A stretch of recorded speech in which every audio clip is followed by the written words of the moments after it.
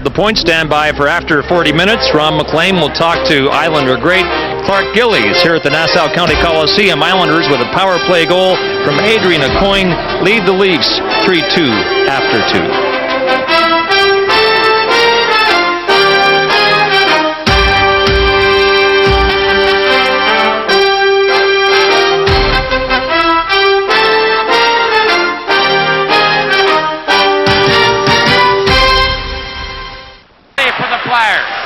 Squared one. Here's Sutter. Into Clark Gillies. Around Barnes. Scores! Clark Gillies! And it's 5-2 Islanders!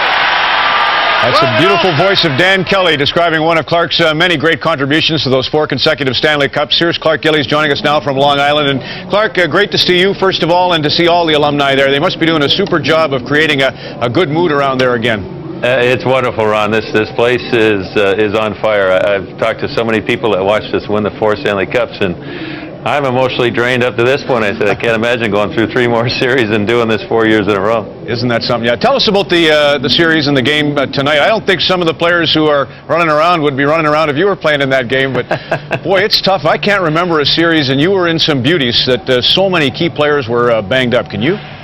Well, that was one of the reasons I think that we were so successful, is that we stayed pretty healthy, and you know, that's, being good is one thing, but you got to have the horses to pull the wagon, and we were fortunate not to have too many injuries over those years.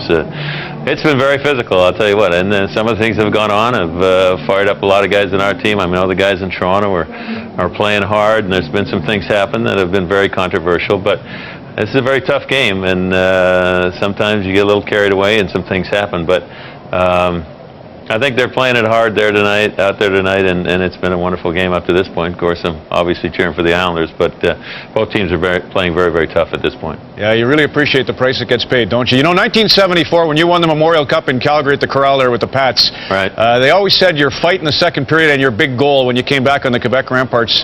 Do you remember who the referee was that night? It might have been Kerry Fraser. It was. Isn't that something? All these years later, Fraser. Do you remember the guy that I had to fight with?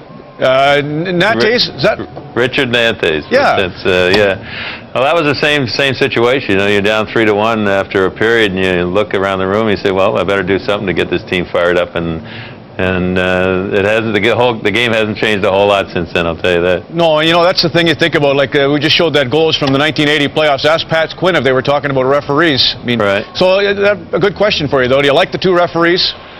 You know, they've kept it pretty close tonight as much as they can. I mean, there's been some things that they possibly could have called, but I think they've, you know, on a whole, they've done a real good job tonight. They're letting the guys hit. You know, you got a bunch of guys running around out there. Webb has delivered some vicious body checks tonight, and Toronto's played really tough as well. And we were in Toronto the other night watching the game. Bobby Nystrom and I flew up with a friend of ours. We were able to go up and see the game. It's just real tough hockey. You know, there's been some hits that have been controversial. Obviously, you don't like to see what happened to Kenny Johnson, and you don't like to see what happened to Pekka as far as we're concerned. But, you know, and we've just decided, and we sit here and we've talked to the players on this team and say, you got to go out there and just play hard. This is not going to be easy. This is a very, very tough game. And if you're not ready to pay the price, then you're not going to be successful. And I think you see that from our squad tonight, and it's not to take anything away from the Leafs. It's been very, very tough, very, very physical hockey by both teams. Saw Bob Nystrom gave his award for the unsung hero to Steve Webb, so he loves him grapes. He gets on his nerves, but you know, Don's kind of loving the Leafs just like you're loving your Islanders. Hey, just a thought on, we were saying Brett Hull in the coach's corner, big game last night for the Detroit Red Wings, and you played with the other most famous power play goal specialist in Stanley Cup history, Mike Bossy. How would you compare those two? Well, they both deliver the puck a lot of different ways. Brett's always been a very talented goal scorer. Mike Bossy, in my opinion, was the best goal scorer that I have ever seen. I think most goalies could never figure out which of the 10 ways he could shoot it that he was going to shoot it.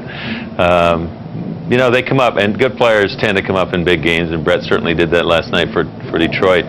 I was very shocked at the fact that Vancouver was able to beat them the first 2 games in Detroit, but at that point, when you look at the talent level that Detroit has, and you know what, the age factor may creep in there before the playoffs are over, but this is a very proud bunch, and they obviously showed that coming back and winning 4 straight. As you used to do back in those mid-'80s, well, not you, but some of the guys. Geez, could listen to you all night. By the way, Dennis Sobchuk's mom, I saw her out at Wisconsin in Regina. Still hello to you, so for Dennis and Eric. Clark Thanks Gillies. a lot, Ron. Yep, 2/3 of the great trio grand of Mike Bossy, Brian Trottier. The Islanders, they were something to behold, and the mood's just as fun down there. Not for Toronto, mind you. What a game it is. The Leafs trailing 3-2. Game 7, if required, will be Tuesday night, 7 ET at the ACC.